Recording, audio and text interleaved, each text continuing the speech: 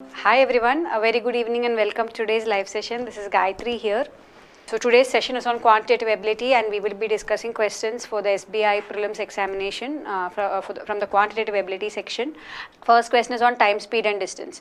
Sanjay was travelling on his bicycle at 12 kilometers per hour. He reached his destination at 1:30 p.m. If he had travelled at 18 kilometers per hour, he would have reached his destination at 12 noon. Find the speed at which he must have travelled to reach the destination at 3 p.m. So I am assuming that he is travelling x kilometers. So if he is travelling at 12 kilometers per hour, the time he takes to travel this x kilometers is nothing but x by 12. If he is travelling at 18 kilometers per hour, the time he takes to travel is nothing but x by 18. Correct? Now what is given here? It is given here that earlier he was reaching only at 1:30. Now he is reaching at 12 noon, or I can say that the difference in the total time taken, right, is 1.5 hours, or 3/2 hours he is saving, right, or that is nothing but x by 12 minus x by 18 is equal to 3/2. Correct? Or what is the value of x? Solve this, you will get, what is x? You will have 3x minus 2x divided by 36, right, is equal to 3/2. Just take the LCM. So you get x is equal to 54. Now x is equal to 54. So the total distance that he is travelling is 54 kilometers.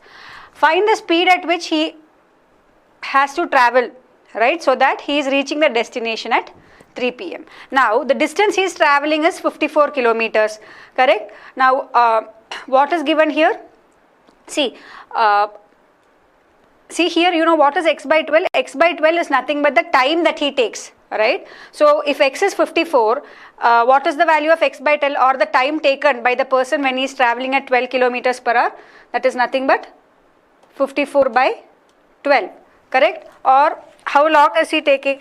Either 54 by 12, right? See, if you do 54 by 12, it doesn't go correctly. It's better to take x by 18, right? So if you take 54 by 18, what is 54 by 18? 54 by 18 is the time taken, right? Or that is nothing but 3 hours. So if the person is travelling at 18 kilometers per hour, I know the total distance is 54 kilometers, right? He is taking 3 hours and he is reaching at 12 noon. So what time did he start? He is starting at 9 a.m. So throughout he is starting at 9 a.m. and if he is travelling at 18 kilometers per hour, he is reaching at 12 noon, correct? If he is travelling at what is the speed? 12 kilometers per hour, right? He is again starting at 9 a.m. If he is travelling at 12 kilometers per hour, he is reaching only at 1:30. So the question is, if he travels with what speed will he reach at 3? Right? 9 a.m. to 3 p.m. how many hours? 6 hours, correct? So 54 kilometers, he is travelling in 6 hours. So what is his speed? 9 kilometers per hour. That's all, right? See, so much calculation is not involved. Since I am explaining, it is taking time, right? So what will be your answer? Your answer will be 9 kilometers per hour. Is it clear? See what is to be done. I'll just explain it once again. Here the Sanjay is travelling on his bicycle at 12 kilometers per hour. So I assume that the total distance that he is travelling is x kilometers. So what is the time taken if he is travelling this x kilometers at 12 kilometers per hour? It is nothing but x by 12. Similarly, time taken to travel x kilometers at 18 kilometers per hour is x by 18. Difference between these two is nothing but 1.5 hours. 1.5 hours is 3/2 hours. Correct? You are solving, you get the total distance to be travelled is 54 kilometers. Now, either you can do 54 by 12 or 54 by 18. Since 54 by 18 is easier to solve, I think this is the better thing to do, right? So 54 by 18 is 3 hours, or I can say that if he is travelling 54 kilometers at 18 kilometers per hour, he will complete the travel in 3 hours. So if he is reaching his destination at 12 o'clock, he would have left at 9 o'clock. So 9 o'clock is his leaving time and now he is reaching at 3 p.m. So how many hours has he travelled? He has travelled for 6 hours. So 54 kilometers is the distance to be travelled. Time taken is 6 hours. So what is the speed? 54 divided by 6. Okay, I hope the logic is clear. Next, 3 athletes, Samrat, Sharath and Sridhar run a race. Sharath finished 24 meters ahead of Sridhar and 36 meters ahead of Samrat, while Sridhar finished 16 meters ahead of Samrat. If each athlete runs the entire distance of their respective constant speeds, what is the length of the race? So try this now. What is the answer that you get for this one? So this is a question on races. So again, let us assume that the length of the track, okay, here how will you go about it? Let me assume length of the track is x meters. Now if the length of the track is x meters, what is given? Sharath finished 24 meters ahead of Sridhar. So when Sharath, right, is traveling, when Sharath ahead of Sridhar and 36 meters ahead of Samrat, right? When Sharath travels x meters, what is the distance that is covered by Sridhar? Sridhar has covered x minus 24 meters, correct? See, it is given Sharath finished 24 meters ahead of Sridhar. So when Sharath travels x meter, Sridhar travels x minus 24 meters and 36 meters ahead of Samarth. So at the same time, Samrat. At the same time, what is the distance that is covered by Samrat? It is nothing but x minus 36, correct? So this is when Sharath travels x meters, Sridhar travels x minus 24 meter and Samrat travels x minus 36 meters. And then after that, what is given? It is given that, see, what you have to remember here, that the time is the same, right? See, if I say that totally Sharath has taken t hours to cover x meters, in the same t hours, right, Sridhar has travelled x minus 24 meters and Samrat has travelled x minus 36 meters, right? Now, next what is given? While Sridhar finished 16 meters ahead of Samrat. Similarly, it is said that when Sridhar is travelling x meters, what is the distance that is covered by Samrat? Samrat is travelling x minus 16 meters, correct? This is what is given. Now again, next thing you have to keep in mind is that, see, if I say that Sridhar is taking t hours to travel this x meters, in the same t hours Samrat is taking x minus 16 meters, or basically what I am trying to say here is that the time is constant in both the cases, and very clearly they have said that both the athletes are running at constant speed. So actually what is the speed of Sridhar here? Speed of Sridhar is nothing but x minus 24 divided by t. See, this t actually you needn't even write, but since I am explaining, I am just telling you, right? This is the time taken by Sridhar, and what is the time taken by Samrat? X minus 36. Sorry, what is the speed of Samrat? See, what is the speed of Sridhar here? It is nothing but x minus 24 by t. Similarly, what is the speed of Samrat? X minus 36 by t.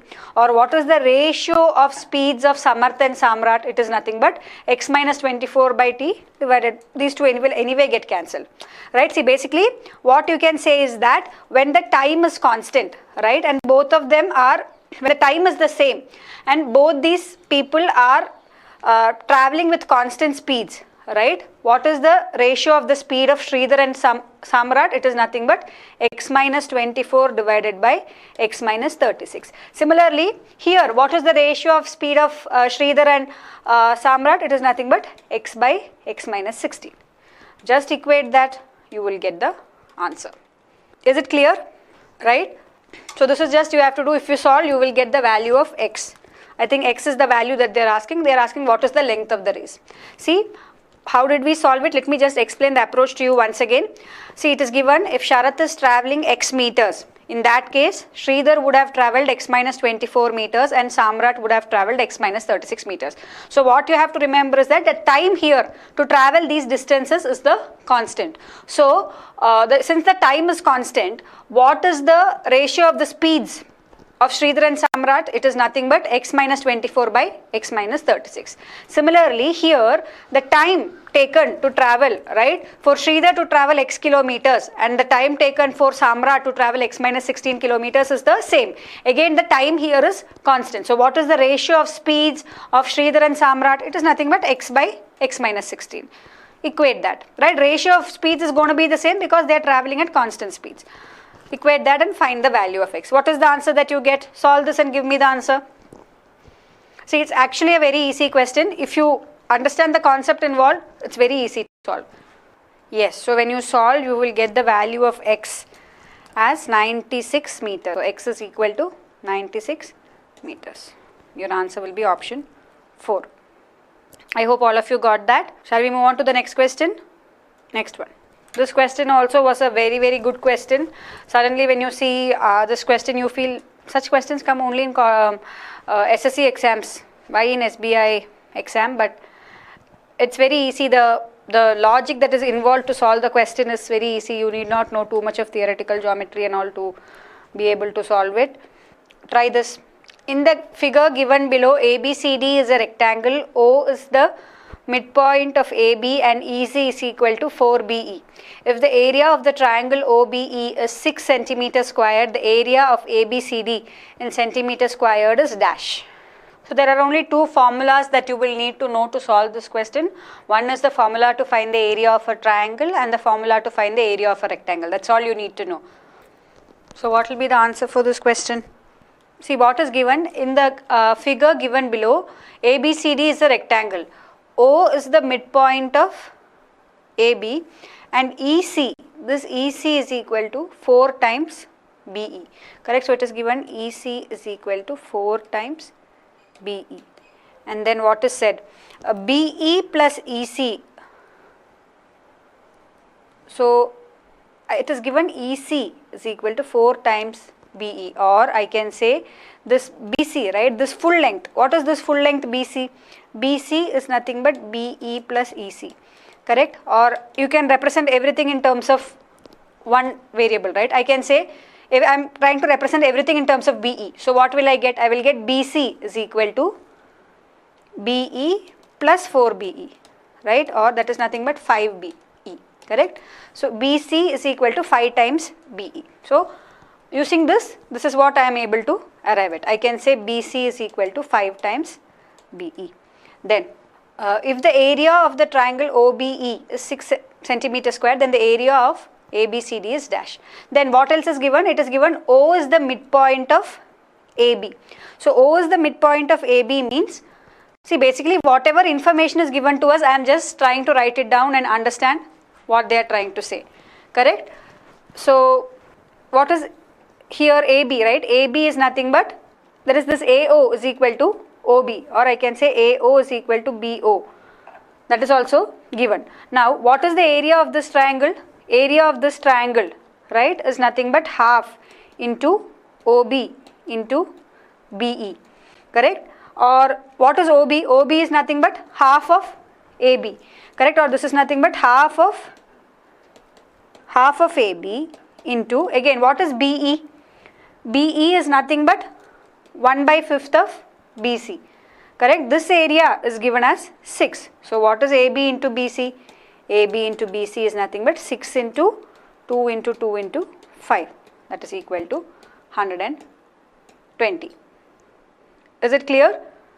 See, you need not actually write this BE, EC and all that. For an easier calculation, just take this as X, right? Take this as X. So what is given here? EC is equal to 4 times BE. So if this is X, what is this? This is 4X, correct? Now if this is Y, this is also Y. So see, don't do all this is time waste, right? So this is X, this is 4X, this is Y, this is Y. See, it is given O is the midpoint of AB. So if this length is Y, this length is also Y. So similarly it is given EC is equal to 4 times BE. So EC, this is X, then this is 4X. So what is the area of the triangle given? It is nothing but half into X into Y. This is given as 6, correct? Half into X into Y is given as 6, or I can say X into Y, that is equal to 12. Then what is the area of the rectangle, right? See 2Y, Y plus Y is 2Y. So 2Y into 4X plus X, 5X. Put that value there, XY you know is 12, 5 2s are 10, 120. That's all. This is the easiest way to solve it. Do not write all this and waste your time. Put in values like this, X and Y, put in 2 variables, done. Okay, the breadth here is 2Y, the length here is 5X, 2Y into 5X. Just a 2-step answer. This is all is required. Answer is option 4. Is it clear? Yes, all of you got the answer correctly. Good. Next. The number of male in a village A is 4372 less than that of village B. So basically we are talking about male and female in village A. So let us just write down the information that is given here. So I have 2 villages A and B and we are talking about male and female in this villages. So if I am saying there are m males in village A, what is given? The number of males in village A is 4372 less than the number of males in village B. So if this is m, then this is m plus 4372. So many males are there in village B.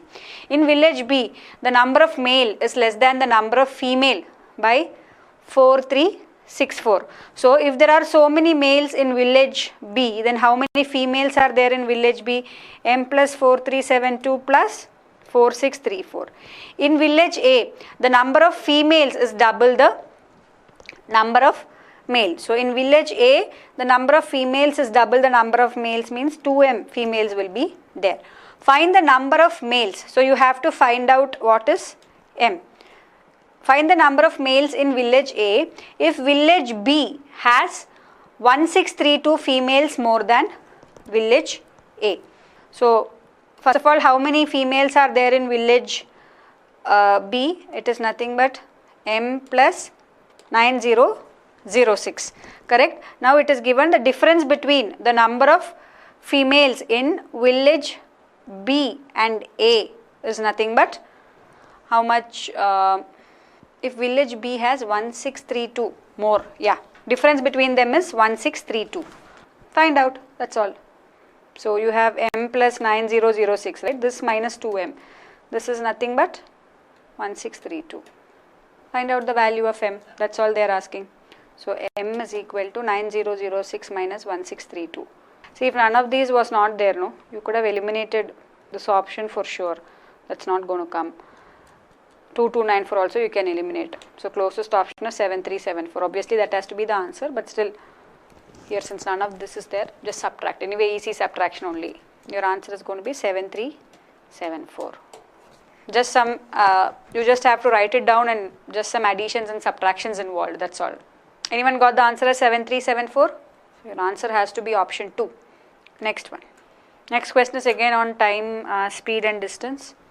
A train travelling at 72 kilometers per hour completely crossed another train which was travelling in the opposite direction in 10 seconds.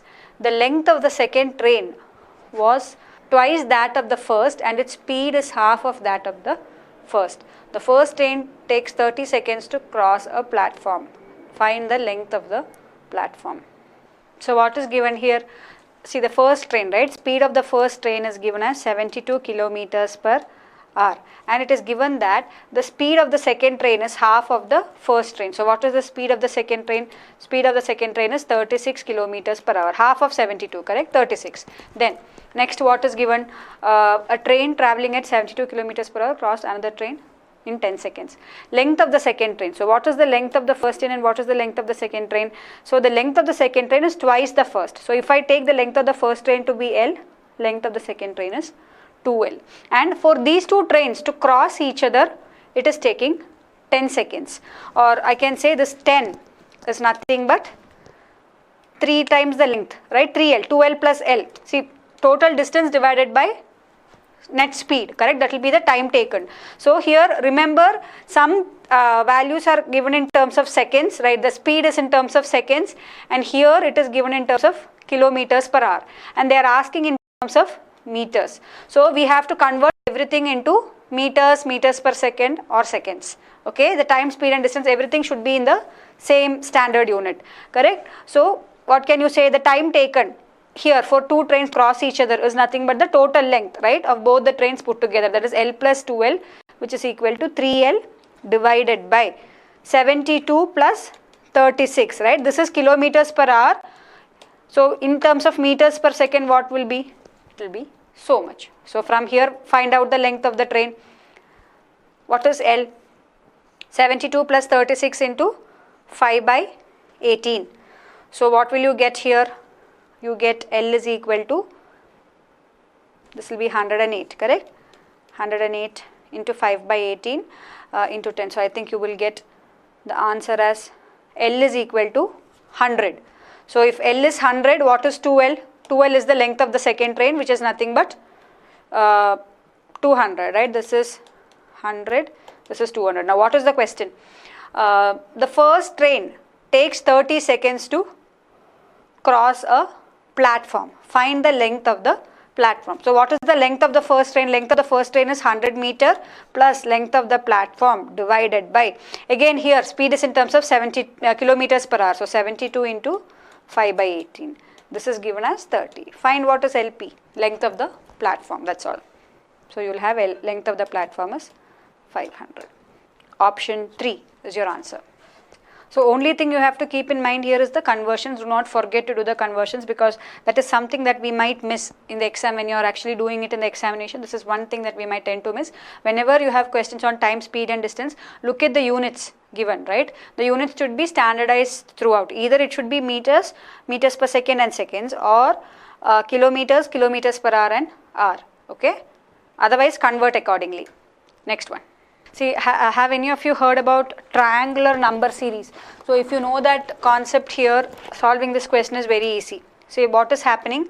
A king wants to give 3276 gold coins to a group of people such that the first person gets 1 coin, the second person gets 3 coins, the third person is getting 6 coins, the fourth person is getting 10 coins and so on, correct? So this, so how much will the next person get actually? He will get 15 coins, correct? See what is the pattern that is being followed here? See 1 plus 2 is 3, 3 plus 3 is 6, 6 plus 4 is 10, 10 plus 5 is 15. So this will be 15 plus 6, which is 21 and so on. This series is called as triangular number series, okay? This is called as a triangular number series. So the easiest way to solve this question is if you know the formula to be used for triangular number series. So whenever you come across a triangular number series, if you are supposed to find out the nth term in the series, right? See, if I have to find out what is the value of the nth term, an, for this series, the general formula to find the nth term is nothing but n into n plus 1 by 2, okay? So this is the formula to find the nth term of a triangular number series. So here if I have to find the second term, what is the second term? 2 into 2 plus 1 by 2, that is equal to 3. If I have to find the third term, it is nothing but 3 into 3 plus 1 by 2, that is equal to 6, correct? And so on. So the nth term of a triangular number series is given as n into n plus 1 by 2. Now here what is happening? See, you know the total number of coins that the king has is nothing but 3276. So let us assume that there are totally n people, okay? So totally how many coins are there? The first person gets 1 coin, the second person gets 3 coins, the third person gets 6 coins, 10 coins and so on. Similarly, there are n people, right? So the nth person will get n into n plus 1 by 2 coins, and put together this answer is nothing but 3276. Now, similarly, to find the sum to n terms of a triangular number series, the formula to be used is nothing but Sn. Sum to n terms of a triangular number series is given as n into n plus 1 into n plus 2 divided by 6. So this is the sum to n terms of a triangular number series. So what will you get? So here I have n into n plus 1 into n plus 2, right? N terms are there, divided by 6. This is given as 3276. I have to find out the value of n. At this point, the easier thing to do would be to check with the options and see which option satisfies, right? We say 24 or 25 or 26 or 27 and get the answer, that's all. See, if you put 24, right, if I am putting 24, then what will happen? I will have 24 into 25 into 26, that is equal to 3276 into 6, which is not possible, right? See, because of the term 25 being there, the last digit has to be 0. So this will not be correct. So 24 will not be correct. Put 25, same is the case. 25 into 26 into 27 will be equal to 3276 into 6, which will not be possible. Try 26, that will work. So that's going to be your answer, okay? 26 into 27 into 28. So you can just even cross check with what will come in the units digit. That will be easier, no? Instead of solving it and then trying to get the answer. See, 24 and 25 will go, that won't be the answer because you know last digit will be 0 in that multiplication. Here the right hand side won't be the same.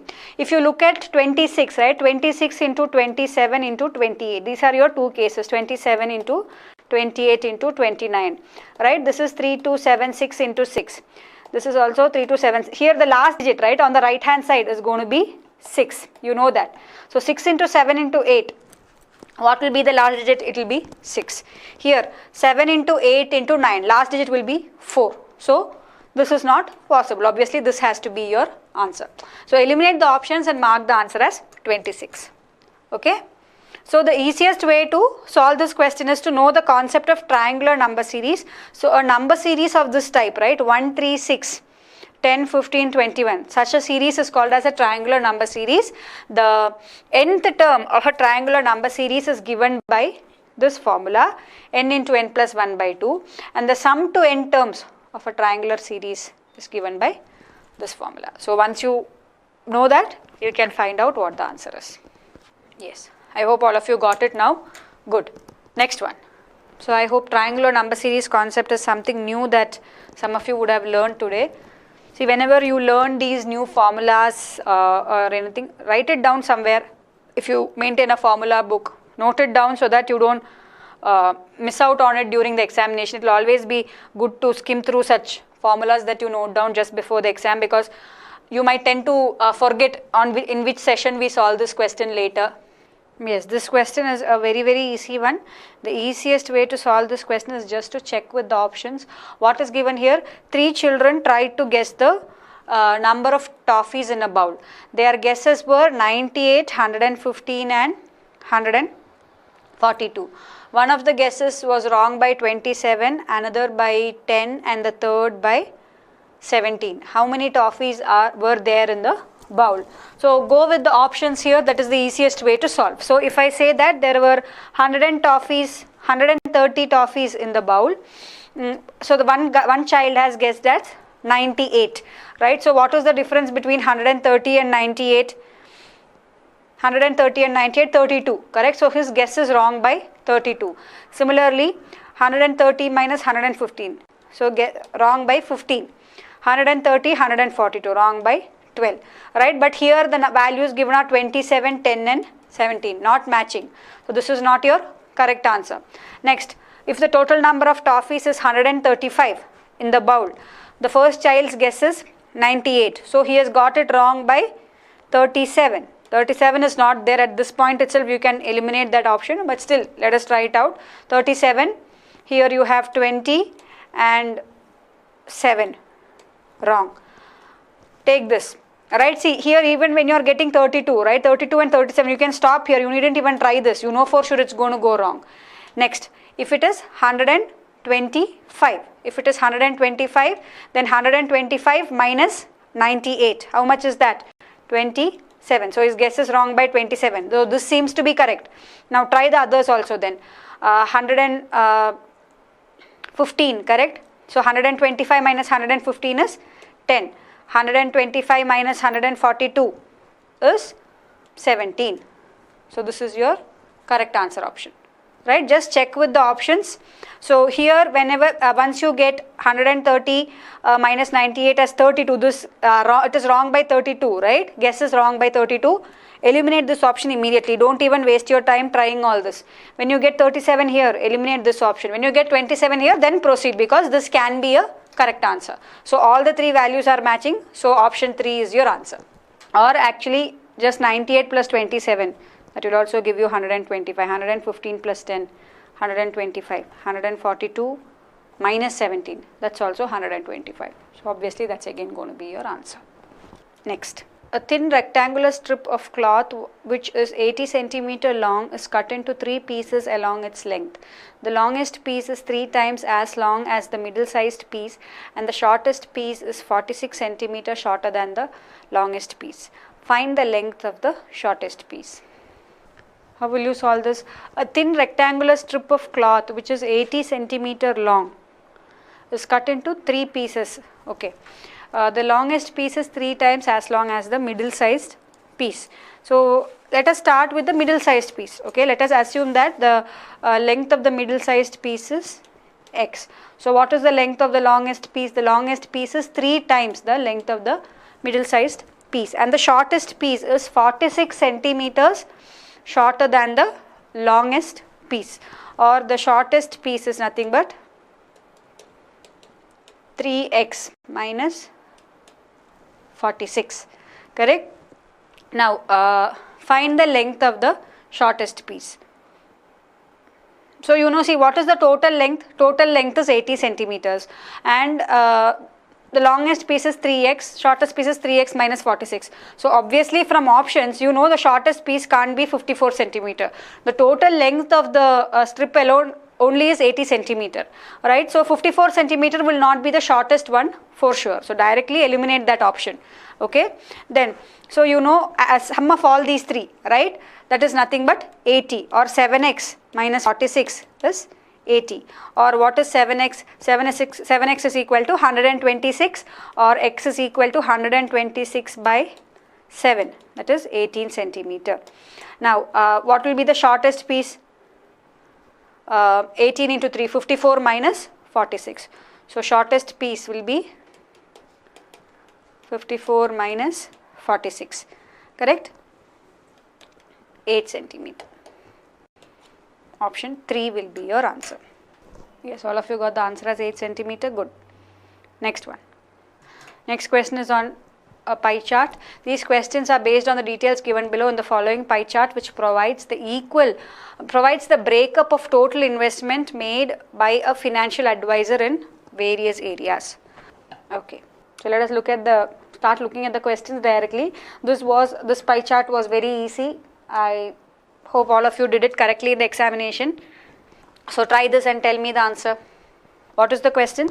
Investments made in private securities guaranteed is what percentage of investment made in private securities non-guaranteed? So here it is 60 degrees, here it is 120 degrees. So basically whatever is the value that is invested here, double is in non-guaranteed, correct? See, whatever is in private securities guaranteed, double of that, right? Double the angle, or when you look at percentage also, it is double. So what is the answer that you are looking for? What is the ratio? It is nothing but 60 by 120 into 100, right? Which is nothing but 50%. Answer is option 3. Okay, here you need not convert this degrees into percentage and all. Not required, right? Directly you can do. See, even if you are, what percentage is this? Okay, what percentage is 60 degree in this full circle? The full circle is nothing but 360 degree. So 60 degrees out of that is so much percentage. Similarly, 120 degrees is 120 by 360. But this is all not required, right? Directly just equate and get the answer. 60 divided by 120. Double of this, right? See, whatever is this area, double is this area. That's all. That's what you need to know. Next, if the total investment made is 108 crores, then what is the difference between the investment made in equities and government securities? So which is equities? Equities is here, government securities is here. So basically what is the difference in terms of degree? It is nothing but 70 degrees, correct? 100 minus 30. Now 70 degree is what percentage of the total? See, the total circle is 360 degree. Out of that, the difference is 70 degrees, or the percentage, okay, is nothing but 70 divided by 360 into, and what is the total investment? Total investment is 108 crores, correct? So this is the answer that you are looking for. See, I hope it is clear. Whenever you have a question where degrees are mentioned in a pie chart, if the question has to calculate the percentage or the exact value of some investment, what you do is the total circle, right? That is 360 degrees. So out of this 360 degree, what percentage is 70 degree? It is nothing but 70 divided by 360. So that is the percentage of investment, right, of difference in the percentage of investment between equities and government securities. Find that out, that is your answer. So what will this be? 21. So 21 crores. Yeah. Next. If rupees 9 crores were invested in the government securities and a profit of 20% was made on the investment in equities, then what was the profit made in the investment of equities? So for the previous question, all of you got the answer correctly. It was a very easy one. Now try this and give me the answer. So where is government securities here? See, government securities is there here, which is 30 degrees, right? So what percentage of the total investment is government securities? 30 divided by 360. So if I am saying the total investment is X crores, okay, 30 divided by 360 of X, this is nothing but 9 crores. Or what is your total investment? Your total investment is nothing but 108 crores. Then what is given? If 9 crores is invested in government securities and a profit of 20% was made on equities. Now equities is what percentage? 100 divided by 360 of X. Correct? Now you know X is 108 crores. So this is the amount invested in equities. See, 100 degrees out of 360 degrees, right? So the percentage that is invested on equities is nothing but 100 divided by 360, and the total investment is 108 or 30 crores, right? 30 crores is the investment in equities. 30 crores is the investment in equities, and in this equities, what are they saying? They are saying they are making 20% profit. So what is 10% of 30? 3 crores, correct? So what is 20% of 30? 6 crores. So what is the profit that is made from the investment in equities? 6 crores is the profit. Option 2. See, 30 crores is the investment in equities. It is given that there is a 20% profit made on the investment in equities. So 20% of 30 is nothing but 6. So your answer here is option 2, 6 crores. Next one. So what is given here in this question? The investment made in equities was underreported by 20%. After the correction is made, what is the share of private securities, that is the guaranteed ones, in the total investment in terms of percentage? Yeah, so see, the easiest way to solve this question is take values, okay? Now assume, right, see, this full is 360 degrees, right? That's what we say. So this is 360 degrees. Out of this 360 degrees, 100 degrees is equity, government securities is 30 degree, private security is 60 degree, and so on. So if I now say that the total investment, okay, if I say the total investment is 360, correct? If I say the total investment is 360, out of that, what is reported, what is the investment in equities? Investment in equities is 100. But what is this 100? This 100 is the reported value, right? So we are being told that out of 360 rupees or whatever, right? Rupees or 360 crores being invested, right? That 360 is the total investment, out of which 100 is invested in equities. But what is given here? The investment made in equities was underreported by 20%, or 100% of what was actually invested in equities is not given. Only 80% of what was invested in equities was told. So this 80% of what was invested in equities was nothing but 100.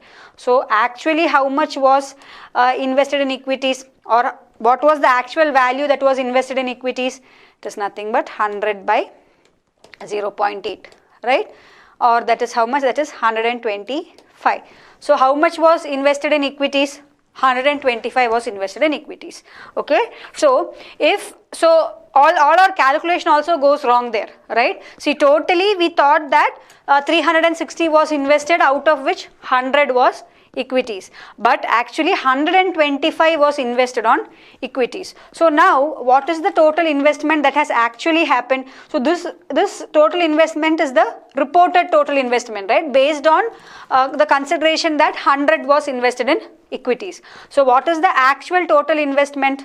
Is nothing but this 360 plus this 25, which was not reported, right? So the actual total investment was nothing but 385. Okay, this was the actual total investment. Now what is the question? What is the share of private securities guaranteed in the total investment? So how much is put in private securities? 120 is put in private securities. So out of 385, 120 is in private securities. So this is the percentage.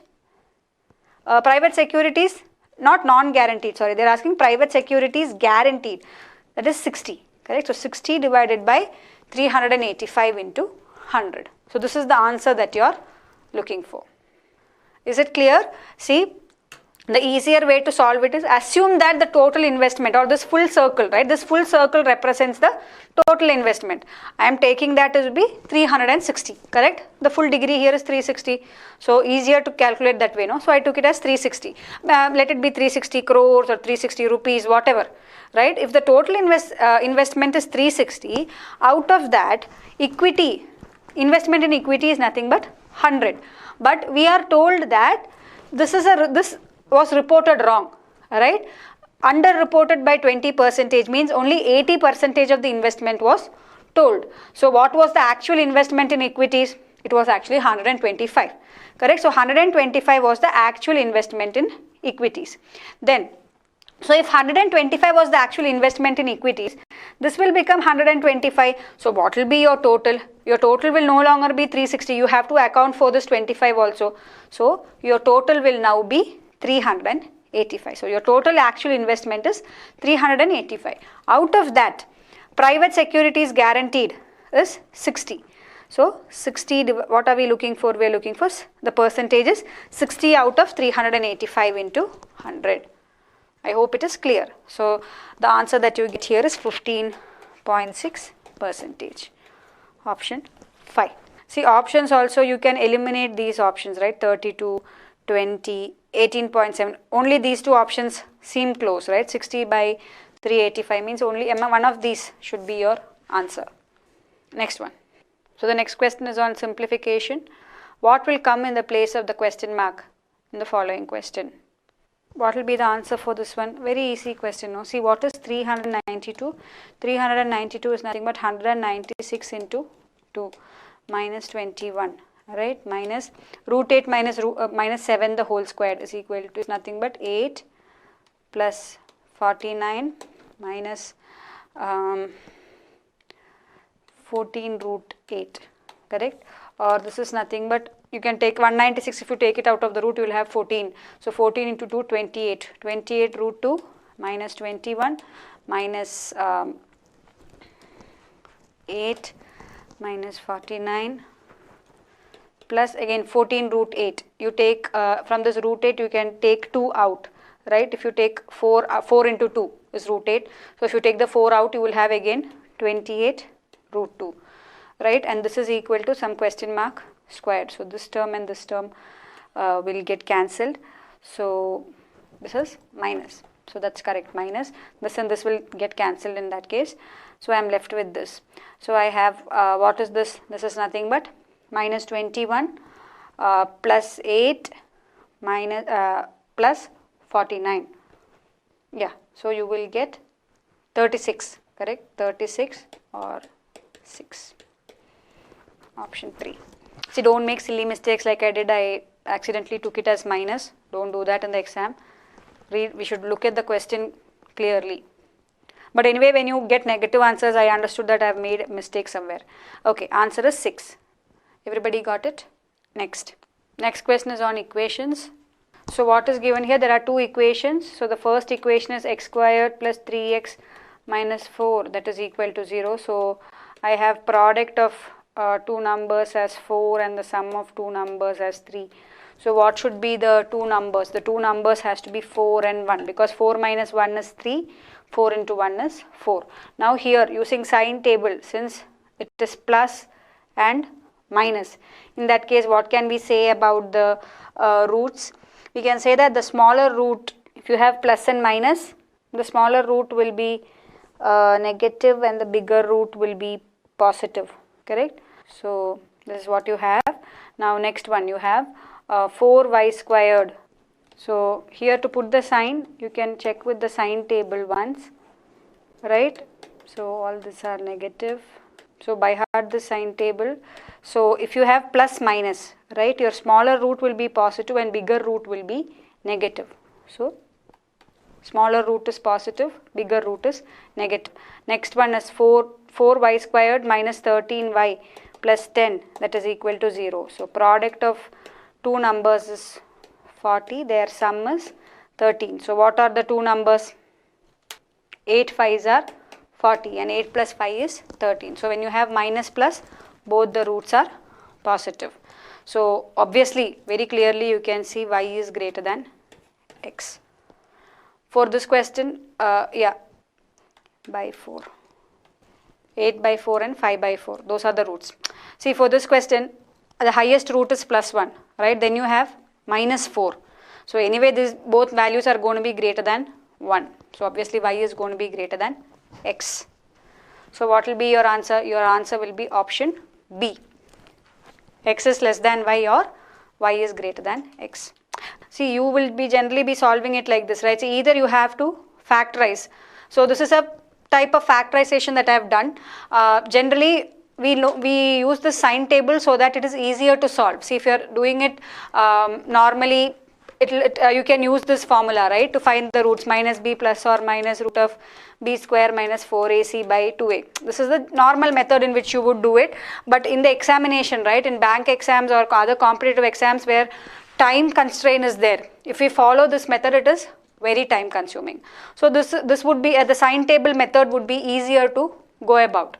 You will get the answer very fast. That's why I have used it. If you do not know this method, I would suggest please refer to our advanced videos and learn this method. And then all questions on equations start solving using this method. Then you will understand this is far more easier than solving it using the conventional method. There is nothing wrong in using the conventional method. It's all about saving time, nothing else. Next one. What will come in the place of question mark in the given series? Okay, so what is the logic that is followed here? 5 into 4 into 3 from the right end, right? 30 into 4 is 120. So it will be 120 into 3. 120 into 3 is nothing but 360. 360 into 2 is 720. 720 into 1 is again 720. Or you have to do 720 divided by 1 is 720. 720 divided by 2 is 360. 360 divided by 3 is 120, and so on. So instead of doing it the forward way, for this question, the reverse way is easier. So the answer here is option 3, 360. Next one. 15, 27, 76, question mark, 1476, 8845. Okay, so the logic is correct. 15 into 2 minus 3 is 27. 27 into 3 minus 5 is 76. 76 into 4 minus 7. 76 into 4 minus 7 is what? What will come? 297. So I guess that is it. So yeah, all the very best with your preparation. See, this is the last few days to prepare, so prepare very well for your examination. Don't waste time at this point. Okay, that is it. I'll see you in the next session, and this is Gayatri signing off. Till then, take care. Good night. Bye bye.